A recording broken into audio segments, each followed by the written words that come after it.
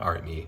It's the same day that I finished the guide to the history of drama, which I think goes to show that the issue wasn't that I wasn't reading, it was that book itself. Anyways, I just finished reading The Absolutely True Diary of a Part-Time Indian by Sherman Alexie. This is really a fascinating novel to me. I read it in preparation for teaching English 3, which is, in the state of North Carolina, is like American literature. And the first quarter of the semester is really focused on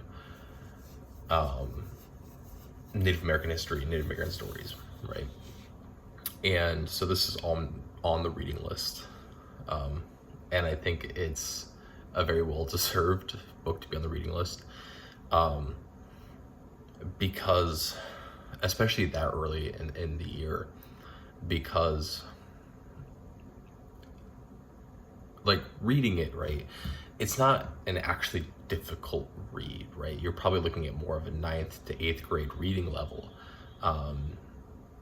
But I think the content and what is trying to be pulled from it is so intense, but also invites so much discussion that I understand why it is placed at the 11th grade level for reading. But then also because it is so familiar, right? It makes sense to put at the beginning of the year when students haven't gotten so involved into the like relearning academic reading, right? So with that being said, a very, very, very good book, right? I mean, obviously it's an award-winning book. But yeah, you know, it is based on Sherman Alexie's life, right? It's not, you know, necessarily a true full storytelling, if I remember correctly, but it is based on his life. And really this struggle that comes with a lot of things that we've talked about, or at least I've mentioned and talked about in some other books, right? It's just now seeing it from an actual perspective instead of an imaginary perspective, right? Because really it's a book about systemic oppression, right? That's inherently what the book is on. And it is about Arnold and his journey in life to maybe getting out of that, right? Obviously the book doesn't get us to that point of where Arnold is an adult, but it is, right, showing the beginnings of that, right? And it's to look at the end of this, right, is you have a conversation between Arnold and Rowdy, that where Rowdy is starting to talk about how historically Native Americans were very nomadic peoples, and or certain tribes were, and how Arnold, in getting out and going to Reardon, even though it was not a popular decision by any means, is making that step into removing himself from the forced oppression that exists on the reservation, right? Because it's, as mentioned, it's also a very common misconception that reservations have so much money and they're just squandering it, right? That is a very, very common white person perspective. It's something I've heard from so many of my family members or people that I've grown up with, or and things like that. And the reality of it, right, is that they have been given, the reservations have been given some of the worst pieces of land in the United States, in a land that is so, like, in a country that is so fertile and grows, if I remember correctly, if you were to manage it correctly, right, grows enough food for the entire, for I think it's like 75% of the world, if it was managed correctly and grown correctly. And they are given the worst pieces, right, to have these reservations on, and then given no support whatsoever. But because they can gamble, and because they don't pay, you know, U.S. taxes, a lot of people, including some members of my own family, are very adamant that they have a lot of money and they just squander it, right? But that's not the case, right? That's just not the case. And right, so you're dealing with this person who's growing up and being a part-time Indian, as described by Arnold, is the fact that he has this culture and heritage that he has grown up for, you know, the first 13 years of his life with, 14 years of his life with, that is inherently a part of him. And then he also still lives on the reservation and is still a member of this culture. But because he has taken the step at the bequest of a teacher to remove himself and get schooled elsewhere at an all-white school, Arnold faces this issue, right? And it's something that's I'm trying to remember some of the other books, right? But it's a very common thing, right? Of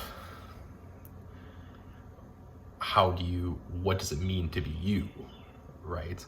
And, you know, Arnold in this case is constantly struggling with the fact that he is Native American and he is significantly a member of this culture, this group, but unfortunately that situation cannot get him to where he wants to go, right?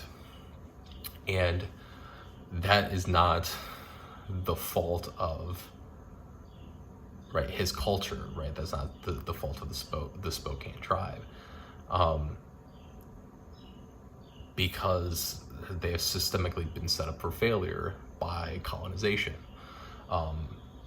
and by being forced onto this reservation and then being given very, very little, right? So yeah, right. It's just, I think, a very approachable way to talk about this systemic oppression, especially as I think it gains more traction, right? And what we're looking at, about how we often think of the American dream as, you know, being able to build oneself up, right? The problem is that for millions and millions of people, they don't have access to the basic necessities that would then allow them to build upwards. And a lot of it is not through their own fault, right? It is through an environmental plan that has been put in place by people in power, that has made it much more difficult for them to move forward, right? Yeah. I'm trying to think of what else to talk about with this. Right. The other portion of this, right, is certainly the racism that exists and is experienced by Arnold, because of the culture and the situation, right? And really what you end up seeing is this whole situation that kind of constantly occurs, especially in groups with power, right? Is that they will hate a group of people for existing in some way. But then once they actually get to know a person of that culture or of that group, they like that person, they realize they like that person, but that doesn't change their feelings towards the overall group, right? In this case, right, we have a small community that is all white, that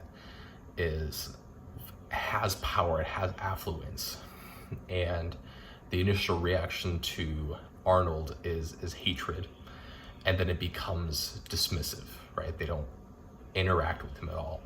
And then once Arnold shows that he has potential and has power of some sort, right, that he has agency of some sort, then all of a sudden the white community accepts him, but they never put him on the same pedestal as people that as other members of power that are even of lesser value than him, that's being provided in that sense. Right, and so it's this continuous cycle of where, right, we think that it is very easy for the liberal mind to envision that the world just needs more education, right?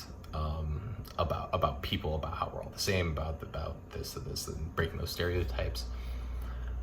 But that's not always the case, right? Because like the culture that Arnold has grown up in, right, that is so deeply ingrained within him, the culture that has existed for this small town community that is all white,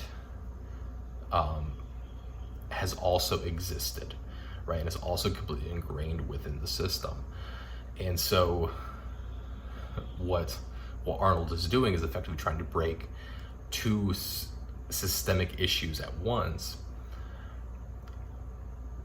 and neither really gets resolved completely, but it is the bridge to a beginning, right? So yeah, right. Yeah. I mean, it's a fantastic book. Yeah, I really, it's so wonderful, right? I mean, it took me really probably about 3-ish hours to read. Yeah. So yeah, that's The Absolute True Diary of a Part-Time Indian by Sherman Alexie.